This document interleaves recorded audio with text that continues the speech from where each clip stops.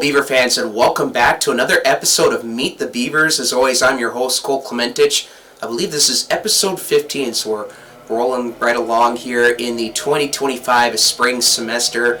There's been a lot of excitement happening around campus. We got high school tournaments starting up now. Beaver men's hoops making the playoffs, same for the women, and they'll be hosting a playoff game this upcoming Wednesday. Whenever this gets posted, be sure to come on out and check that out, what's happening at the Dome. And yeah, like I said, just so much happening around the campus of the Minot State University, and we're happy to have you guys back here for another episode.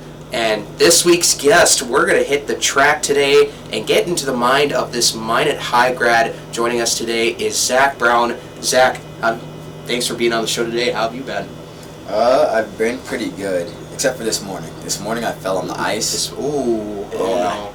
I guess with I guess with the the snow kind of melting and the ice breaking apart. Yeah, that's no fun. Yeah, that's not a good way to start the day. But it happens, and hopefully things are all right. But we're happy to have you here on the show. Besides that, let's kind of talk a little bit about you. It says that on the website you're from South Carolina, but then you graduated from Minot High. Kind of give us a little backstory of you. So I was born in Sumter, South Carolina, and then my mom is Air Force, so we moved. Oh, nice. When I was around 2 years old, we moved to Anchorage, Alaska, and we were stationed there for right around 8 years, and then moved here, and I've been here since. We kind of got lucky; we didn't move around too much. Mm-hmm. Oh yeah, nice. So that certainly military families and military members, they can just pretty much go anywhere on a whim at any certain time. But for less moving, that not a bad thing entirely. So, and it's on the website. It also mentions you do sprints, you do hurls, and you do jumps as well. I'll just kind of ask this. Is it nice to do a little bit of everything, have a variety at your disposal, or is that kind of like a requirement for being on the track team? In high school, I did basically everything. I did 6 or 7 events. Last year, I did a little bit of the sprints, hurdles, and jumps. This year, I don't really jump anymore. Just kind of keying in on the 4 hurdles and the open 4 this year. But it is helpful to be able to do multiple events on a track team, because then you can be used for relays and opens in different areas to score points. Yeah. All right, that's nice. So let's talk about the season. How has it gone for you, and how's it been for the team around you? For me personally, it's been pretty good. Unexpectedly, I knew that I was gonna have a good season this year, especially coming back with our GA coach Mason.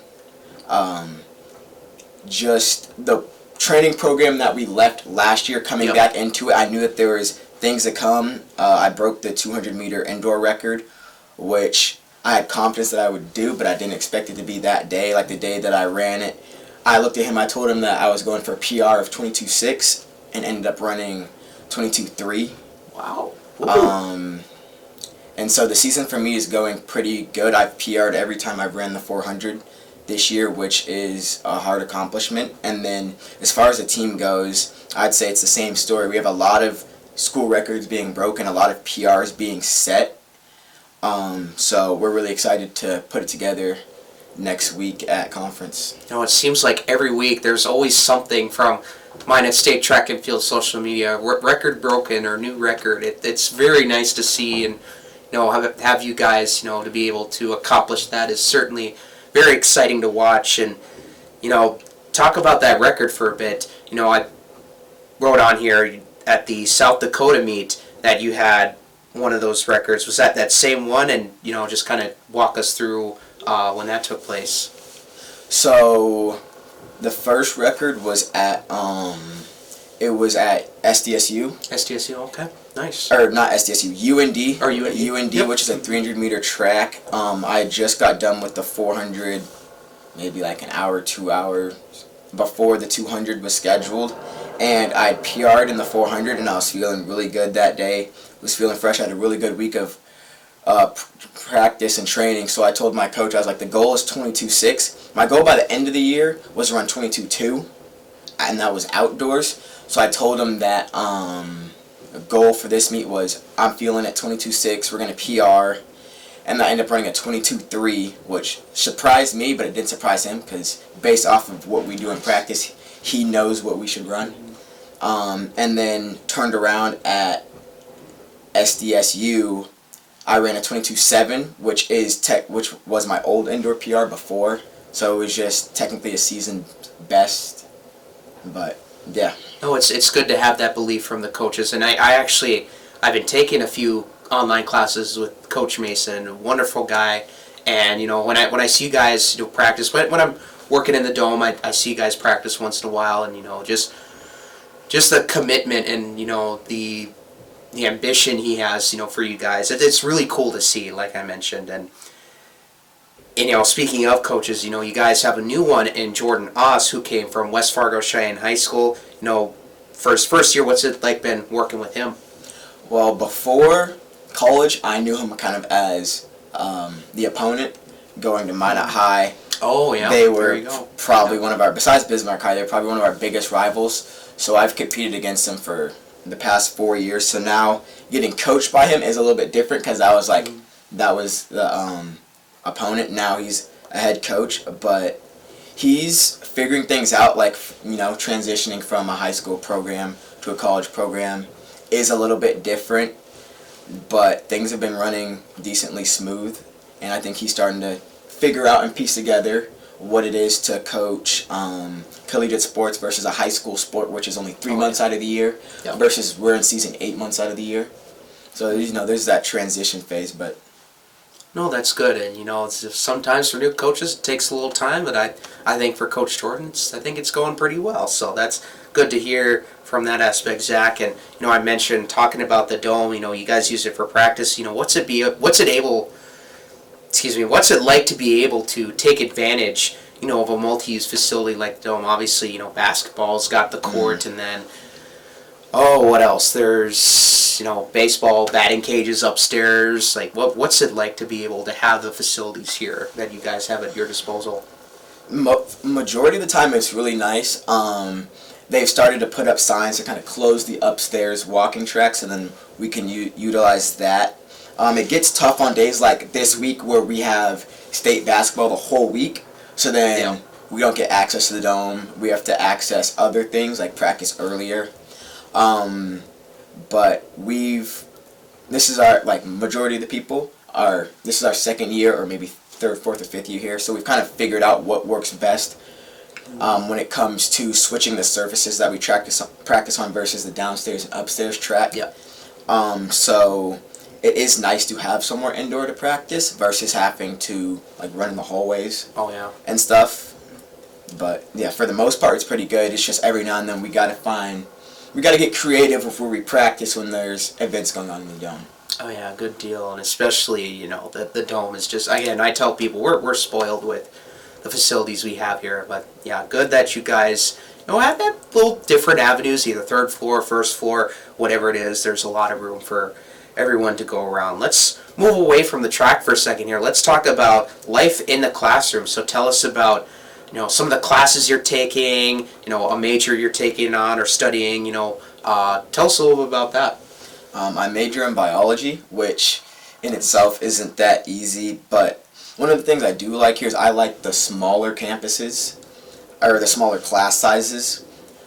Even with my chemistry class, we are in one of the bigger rooms, but we still have one day of the week where we meet for refraction with a smaller group where we can really get that personal help from our teacher. I'm taking Chem 2 now, which, chemistry just sucks. I hate chemistry. We won't share this with the professor. But no, I really like the way that the biology classes are set up here. I like the labs. The labs are my favorite part, and we have really, really nice labs here. And with my other not elective classes, I took a movie watching class last year. Ooh. And that was really fun. I took a intro to music class, which I just took because I thought it was going to be an easy A, but it ended up being really, really interesting. I learned a lot they can get you. I've seen those too. They can get you. Yeah, so I mean, I like the classes and the class setup here. I've never heard of a moving watching class before. I may have to, just to look at the description. I may have to go online and check that out. But that's certainly cool there, Zach. And biology, science was never my specialty. But hey, I mean, glad you're able to find your passion, your interest in that. And what are some things around campus that you like to do? Obviously there's MSU Live. That the bingo, is a big fan favorite. What any favorite study spots? Just kind of tell us what do you like most around campus? I like a lot of the MSU Life events. Bingo, like the free ice skating. I do enjoy those. Anytime that there's free food, you can pretty much guarantee that I'm there. That, yeah. But then just around Minot, like growing up here, I've gotten really into like fishing and hunting is big for me. Nice. So a lot of the time, if I'm not, like if we don't have practice over the weekend, I'm out at my friend's farm doing some type of farm work because vet school is where I want to go. Oh, nice. Specifically farm vet, so I love farm animals. So a lot of times I'm out at his farm or out fishing or hunting. Outdoorsy, I like it. Yeah, or me and my friends, we like sunsets. So sometimes we like to just go for drives. Go find the sunset. Me and Devin Daniels, which a lot of people know, we like to look at the stars. We like to sit there and find our constellations. Awesome. But it's a smaller city, so there's not very many things to do like recreationally. Like there's bowling and ice skating, but I've really found things outside of that. Like I enjoy free things. That's good. Yeah, and at MSU Life, shout out to Erin Hughes and all her company there. They put on great events, great productions each and every time they do it. It's wonderful. So shout out to them. And like you said, going out to see the sunsets and the stars. North Dakota is really nice for that. Mm-hmm. I hear from people who have either transferred or have moved on saying how much they miss the ND sunsets. They're just different, man. So yeah, that's some cool things to take on there, especially with friends in and around. So, and adding to that, what are some things you like to do in your daily life? What do you do in your free time? Is there anything, have any hobbies of mention of sort? This year, I'd probably say the thing that I do the most in my free time, if it's not binge watching a show, like I'm a big binge watcher. Normally I'm at home I have 2 cats in my apartment and they keep life pretty interesting. My female cat Shiloh, she has really gotten into the new Garfield movie. Oh boy, nice. So a lot of times I'll just put that on and she watches that while I do homework. But majority of the time now in my off time I am at home like watching some movie or some show.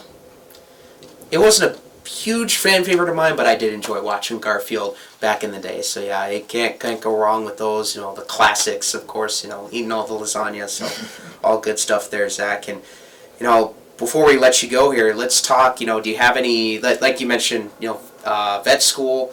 Do you have any other future goals or aspirations going forward as you roll on in your collegiate career? I mean, specifically this year, I'm a 4-hurdler, so indoors I run the 400, but I'm a 4-hurdler. So specifically looking to outdoor, I'm hoping to run 400 hurdles at nationals, hoping to get into that national list, and not just get on it, but compete competitively on the national list and place as high as I can. With that, especially with training this year has been more targeted for me specifically towards the 4 hurdles, with me being last year as a freshman I was 9th place, 1 spot out of finals at conference.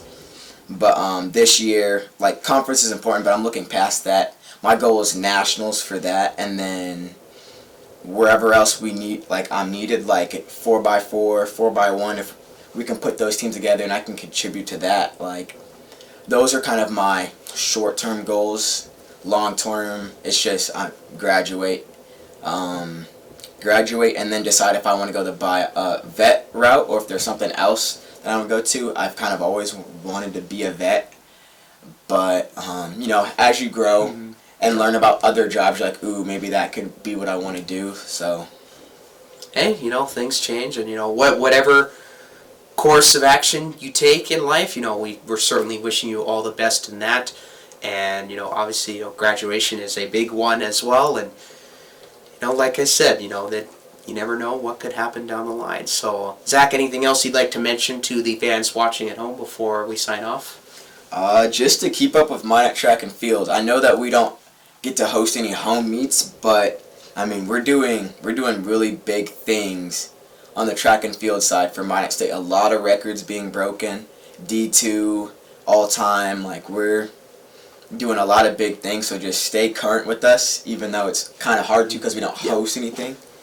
But that's it. Totally understood. Zach, thank you for being on Meet the Beavers today. It was a pleasure. There you have it, folks. That was track and field runner Zach Brown, and another show in the books for Meet the Beavers. This has been episode 15. I'm your host, Cole Clementich, signing off again. Minot State Men's Hoops. They'll be back this Wednesday hosting a playing game. They'll be taking on Sioux Falls. Also, check out, like Zach said, be sure to check out Minot State Track and Field in action. Look out for those record-breaking posts. You never know. It could happen anytime. But like Zach said, they're making a lot of waves, a lot of headlines, and we wish Zach and the track and field team the best of luck in their future meets. But all that being said, folks, I want to wish you a good rest of your day and rest of your week, and we'll be back down the line with our next guest. So thank you again, and we'll see you all next time.